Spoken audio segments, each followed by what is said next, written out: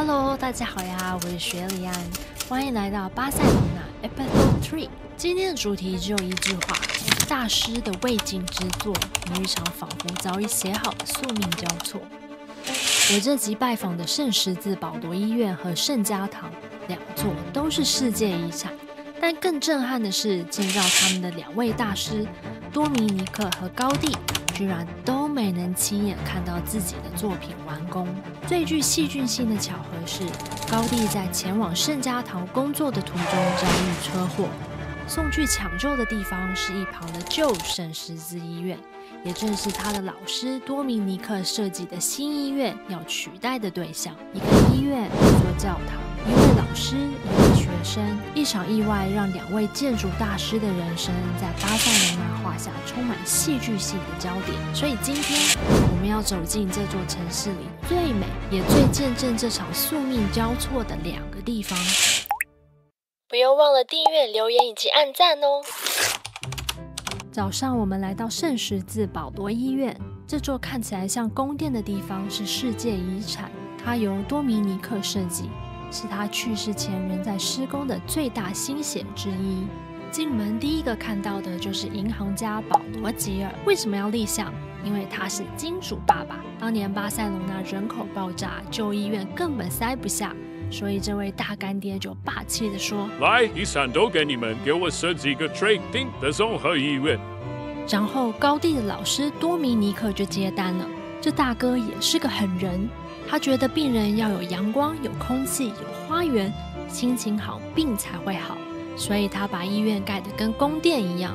別忘了，這可是立志收治窮人的公立醫院呢。難怪連當時的國王都忍不住吐槽：你們給病人蓋的是宮殿，給國王的反而像馬廄。這裡就像個城中城，所有的建築都靠地下通道連在一起。病人一棟不用風吹日曬，而且每一棟都可以通到花園。來，帶大家看幾個會讓強迫症患者極度舒適的細節。你們看，這些樓梯台階都貼滿了精緻的瓷磚，而且每一個樓梯都不一樣，就連牆角都做成圓弧形的。這不是為了好看哦，這是為了不會卡灰塵，好清潔。多米尼克，你這個細節控 ，respect。如果你仔細看，你會一直看到十字架，還有 G 跟 P， 這是多米尼克在展示他的文章學興趣，順便致敬金主爸爸。細節控還設計了這些文章。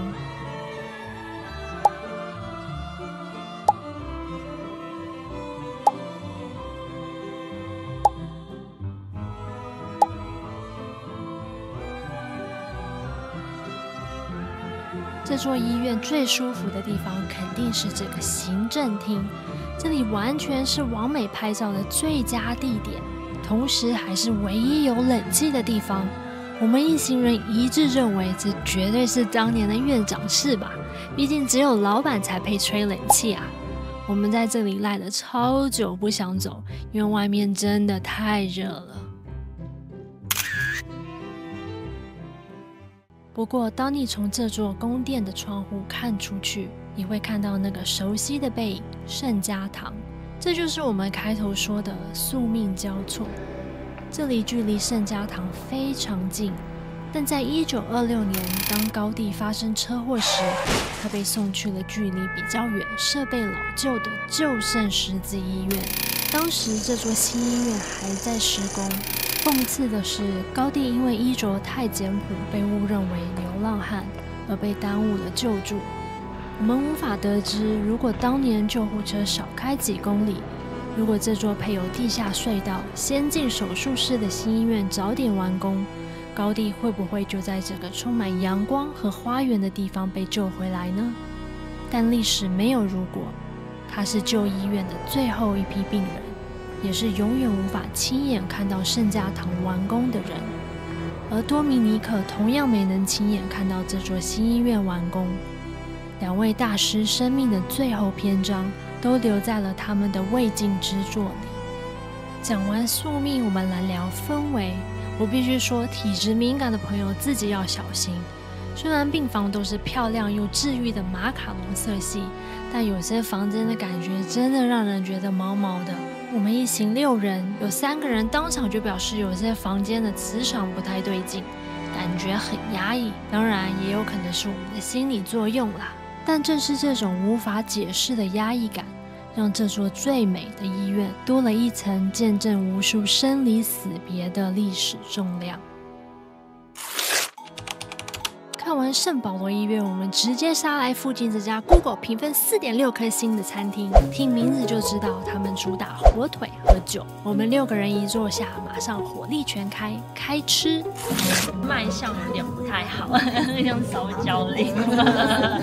首先必點的就是這個墨魚飯，雖然它長得黑漆漆的，但味道完全不辜負期待，米粒吸飽海鮮味，香濃鮮，6個人一致讚嘆。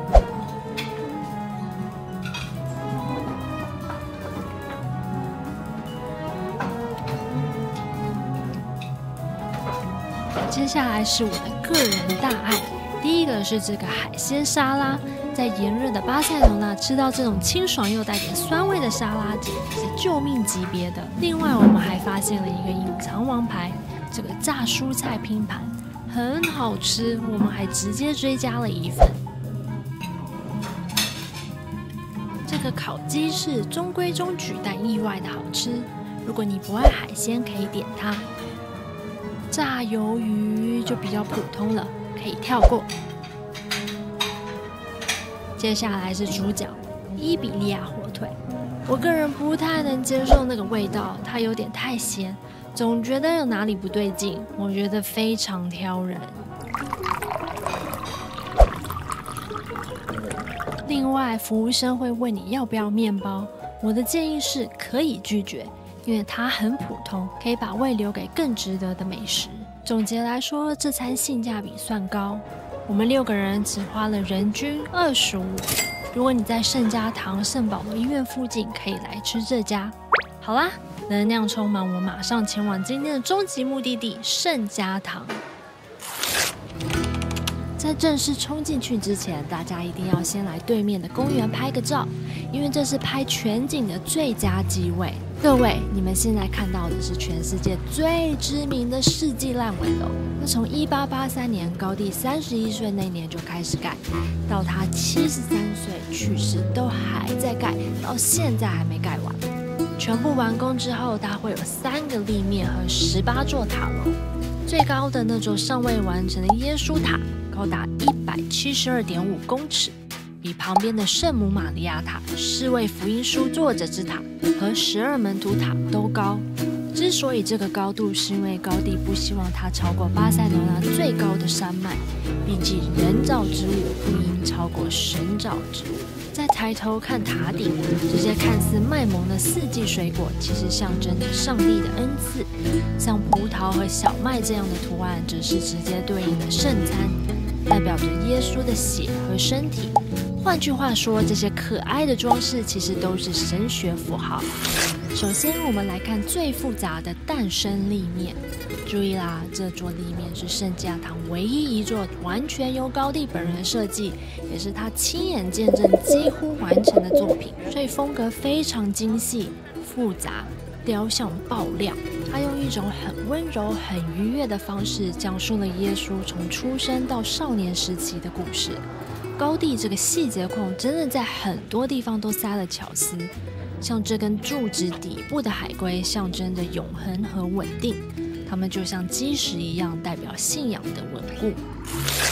接下來我們走到受難立面，風格突然變成極簡風。沒錯，因為這一面講的是耶穌的受難、折磨和死亡。這座立面是在高第過世之後才開始建，由另外一位雕塑家完成。我們在上一集的蒙塞拉特山已經看過他的作品，這是猶大之吻，就是那個出賣耶穌的瞬間。而在旁邊這個看起來像 Sudoku 的方塊，就是著名的魔術方陣。無論你怎麼算，4個數字加起來永遠是33。33代表什麼？就是耶穌被釘十字架時的年齡。P.S. 由於數字33在共濟會中有特殊意義，一度有人猜測高第與共濟會有關。不過這已被否定。再來2個彩蛋，在最左邊的使徒約翰，據說他的臉是照着高蒂的頭像刻上去，還有一旁的士兵是不是很眼熟？沒錯，這是參考了米拉之家屋頂上的煙囪，這根本就是接逐界的夢幻聯動。哦，對了，還有一個立面叫榮耀立面，目前還沒完工，但預計會是最華麗的一面。一走進去，哇，這根本不像教堂，而是走進了一片森林。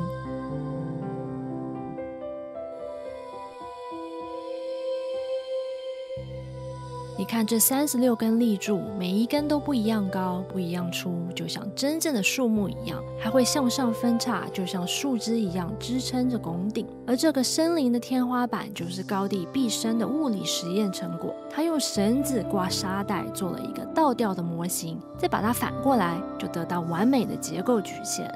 高蒂連光線都設計好了。面向東南的誕生立面彩繪玻璃窗是冷色系的藍綠色調，代表清晨的藍天和希望；而面向西南的受難立面彩繪玻璃窗是暖色系的橙黃色調，這代表日落的黃昏和犧牲。當不同時間的光線射進來，整個教堂內部的顏色就會完全不一樣。可惜今天人有點多，也有點熱。但這光線真的值得你在這看一整天。4個象徵4福音書作者的聖獸也都被放進細節裡。你如果是細節控，可以在這裡玩一整天尋找彩蛋。在高蒂的設計中，3這個數字不斷出現，3個立面，每個立面3個門，還有到處可見的三角圖案，這都是對聖三位一體父、子、聖靈的致敬。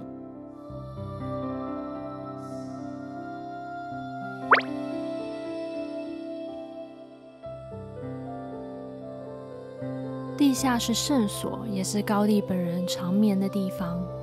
最後來提醒一下聖家堂的服裝規範，其實規則沒有網絡說的那麼嚴。無袖上衣是可以穿的，只是不能穿的去到地下的聖禮拜堂。透視裝、泳裝、奇裝異服則是直接不行。裙子或褲子至少到大腿中部就 OK 了。好啦，雖然我開頭跟大家開玩笑說聖家堂是爛尾樓，但它並不能算爛尾，因為人家一直都在蓋。它之所以蓋得這麼慢，是因為資金全靠捐款和門票，再加上西班牙內戰把高蒂留下的圖紙燒毀了。這時候我們就要搬出高蒂那句名言：我的客戶不趕時間。對，這句話一出，真的沒人敢催進度。畢竟甲方爸爸自己都不急，我們等個140多年，好像也不能說什麼了。其實聖家堂還有超多細節沒講，這地方真的像一個大型解謎遊戲，每一個符號、每一個裝飾都是線索，要麼是信仰，要麼是數學，要麼是自然。有些建築看照片就夠了，但聖家堂是你一定要親眼看一次的那一種。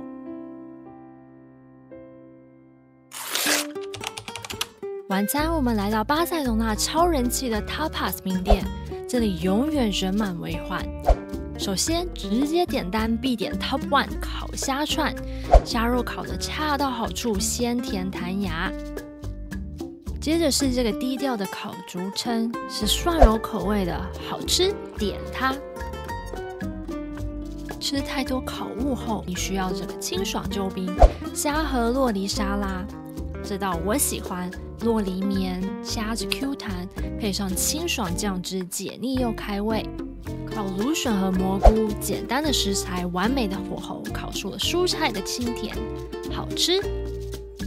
今日之魚，我必須實話實說，魚肉不新鮮，味道不對勁，這個價格不如拿去多點2份烤蝦 ，pass。龍蝦飯很好吃，雖然分量偏精緻，但米飯吸飽了龍蝦的精華，香濃夠味。西班牙歐姆蛋就是普通，我個人覺得比較適合當肚子太空時的填充。炸物拼盤，炸物就是那種你吃完不太會記得它的味道的普通。鵝肝牛肉串這道看很多人推薦，但吃起來不怎麼樣。鵝肝和牛肉又生又涼，風味沒有被推上去，可惜了。薩伊之牛，味道是好的，但肉質有點硬，不夠嫩，不適合牙口不好的人。完食，我們又一次用人均25歐征服了巴塞隆納的晚餐。如果你在附近想吃不踩大雷的 tapas， 可以來這一家。吃飽喝足，現在要來逛超市。沒錯，旅行除了看美景、吃美食，逛當地超市也是必備行程。